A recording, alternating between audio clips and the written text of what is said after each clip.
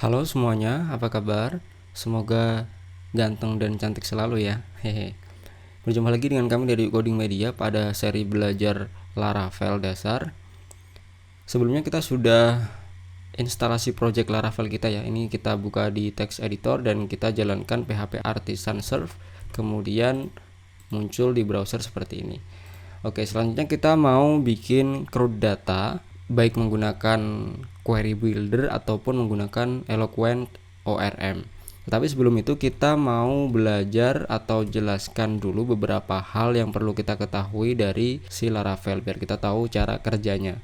Kita tidak akan bahas semua karena ada banyak sekali fitur-fiturnya dia dan magicnya juga banyak, tools-toolsnya juga banyak. Kita akan bahas beberapa saja yang penting dan umum.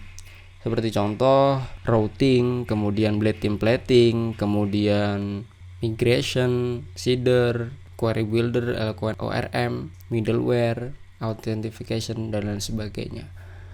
Oke, yang pertama kita mau bahas dulu tentang routing. Apa sih routing itu? Routing yaitu manajemen URL dalam sebuah website. Jadi intinya jika diibaratkan mall, routing adalah pusat informasinya. Jadi URL ini yang menangani siapa, URL ini nanti hasilnya kayak gimana, itu namanya routing. Kalau kita di CI itu juga ada routing ya kan, clean URL-nya ada. Cuman di situ agak ribet karena bentrok dengan nama controller dan nama function. Tetapi di sini lebih dinamis, lebih fleksibel, lebih enak, dan di sini juga sudah ada bawaan HTTP verb. Jadi ada metode get, post, put, patch, delete, dan lain sebagainya. Kalau di CI, HTTP verb bawaannya belum ada, jadi kita harus pakai library pihak ketiga. Kalau di Laravel ini banyak sekali tools yang sudah disediakan, kita tinggal pakai. Oke, kita langsung saja. Di sini untuk routes-nya ada di folder routes dan di file web.php. Nah, di sini ketika kita lihat dia ada satu buah route, metodenya get. Dia slash ini artinya dia root ya. Root itu directory utama dari website ini, rootnya ke sini nih. Dia mereturn view welcome. View-nya ada di mana? Ada di folder resource, kemudian views. Nah, di sini ada welcome.blade.php. Nah, di sini kita tidak ada hubungannya dulu ya dengan controller, apalagi model nggak ada. Jadi di sini murni nanti kita akan bermain routing dan view saja, itu bisa. Mirip-mirip Node.js ya, kalau routingnya lebih enak. Oke, kita buka dulu di sini documentation, kemudian the basics routing. Kita bisa ke bawah. Nah, di sini ada metode get. Nah, ini copy aja dulu. Ini terminalnya mau saya hidden. Caranya control backtick sebelahnya angka 1 itu buat memunculkan dan menghidden si terminal. Di sini ini artinya foo itu setelah root atau setelah slash itu ada namanya URL foo. Mau ditambahkan slash begini boleh, tidak juga boleh. Itu otomatis dia akan slash foo seperti itu. Kita coba dulu di sini kasih slash foo. Nah, dia otomatis tampil hello world ya. Di return langsung hasilnya bisa, di return view juga bisa, redirect juga bisa, atau di handle di dalam controller juga bisa. Nah, di sini ada contoh untuk di handle di controller, cuman kita belum bikin controller ya, nanti aja.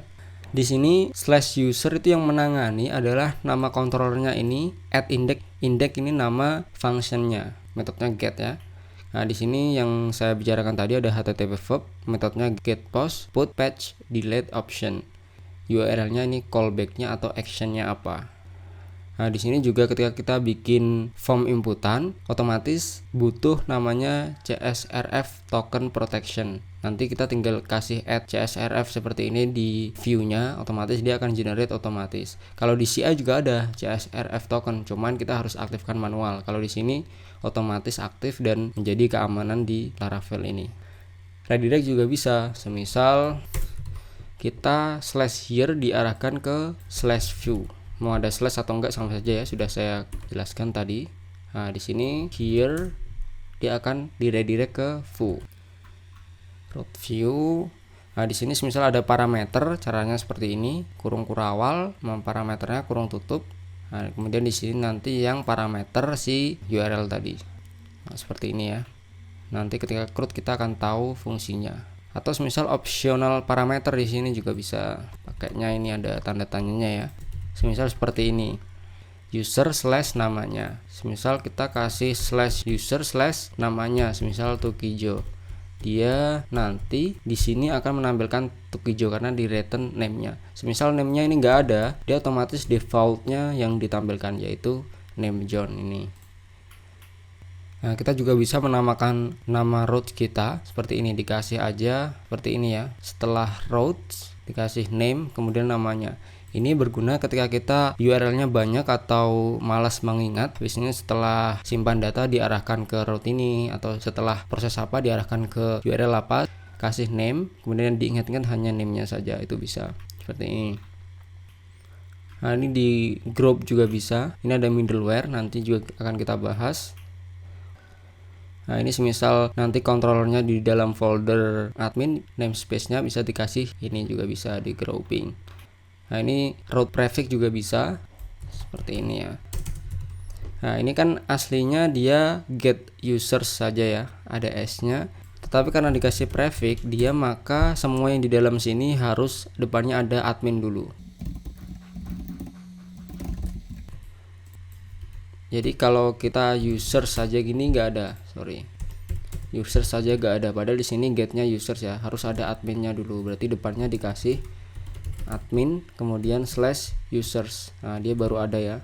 Nah, ini bisa kita tambahkan route lagi banyak. Yang penting dia depannya ada prefix admin. Nah, di sini juga ada magicnya si Laravel ini, namanya route model binding. Intinya nanti ketika kita sudah menggunakan model ya, Eloquent, ketika di sini seperti ini dan di sini namanya sama, maka dia otomatis user di sini adalah where parameter di sini. Jadi otomatis dia mereturn select bintang nama tabel where ID-nya sama dengan ini, otomatis gak perlu bikin query manual atau pencarian data berdasarkan where ID tersebut. Jadi otomatis tinggal return. Oke, saya rasa itu saja ya untuk routing. Nanti teman-teman bisa pelajari sendiri di dokumentasinya. Oke, setelah routing kita mau belajar tentang blade templating. Ini saya hapus dulu aja. Oke, untuk blade templating, teman-teman buka di documentation, kemudian front end, kemudian blade template. Oke, di sini blade templates. Apa sih itu blade templates? Jadi intinya blade itu template engine bawaan si Laravel. Kalau di CI nggak ada ya template engine bawaannya. Jadi kalau di CI views-nya langsung nama file.php. Isinya bisa HTML dan PHP. Kalau di sini dia nama file.blade dulu baru .php. Isinya juga bisa sama, ada HTML dan PHP, tapi di sini ada tambahan yaitu script atau syntax blade yang bisa kita tambahkan yang bisa membantu kita. Seperti contoh misal di sini ada add yield, ini di layout dia, layout utama. Itu sama aja kalau di PHP ya echo yang dinamis gitu. Jadi yang di extend ini dia title-nya bisa dinamis. Kemudian kalau di section, kalau di PHP itu bisa include manual. Di sini pakainya seperti ini. Section ini multi-line, jadi sintak-sintak HTML isinya ditaruh di add section, nama sectionnya, kemudian end section, kemudian di sini dia yang dinamis apa gitu. Seperti itu. Nanti kita akan langsung implementasikan blade templating ini ke template Bootstrap. Kalau misal kita mau return data gimana, seperti ini teman-teman. Ini nama route kita, metodenya get, namanya greeting, kemudian mereturn view, kemudian melempar data. Jadi kalau melempar data dari ini ya, kemudian dikasih koma. Nah, ini kita bisa aja langsung edit template kita di sini. Saya kasih ini ya. Nah, di sini ini kayak lempar data biasa di CI juga, area asosiatif. Misal kita ganti belajar Laravel 7 yuk coding ini ya. Kemudian di blade sini kita bisa ganti tulisan Laravel ini, langsung cara echo seperti ini teman-teman.